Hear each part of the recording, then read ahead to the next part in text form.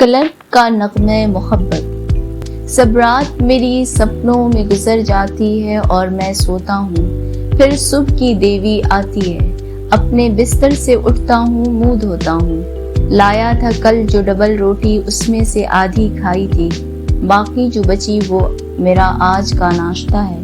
دنیا کے رنگ انوکھے ہیں، جو میرے سامنے رہتا ہے اس کے گھر میں گھر والی ہے، اور دائیں پہلو میں ایک منزل کا ہے مکان، وہ خالی ہے، اور بائیں جانب ایک عیاش ہے جس کے یہاں ایک داشتہ ہے، اور ان سب میں ایک میں بھی ہوں، لیکن بس تو ہی نہیں ہے، اور تو سب آرام، مجھے ایک گیسوؤں کی خوشبو ہی نہیں۔ فارغ ہوتا ہوں ناشتے سے اور اپنے گھر سے نکلتا ہوں، دفتر کی راہ پر چلتا ہوں۔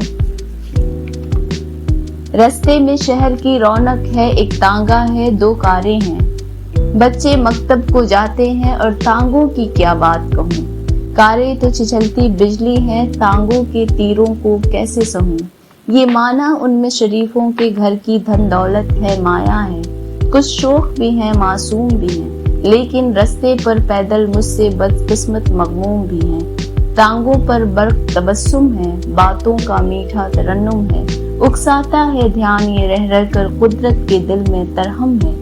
ہر چیز تو ہے موجود یہاں، ایک تو ہی نہیں، ایک تو ہی نہیں، اور میری آنکھوں میں رونے کی ہمت ہی نہیں، آنسو ہی نہیں۔ جو تو رستہ کٹ جاتا ہے اور بندی خانہ آتا ہے،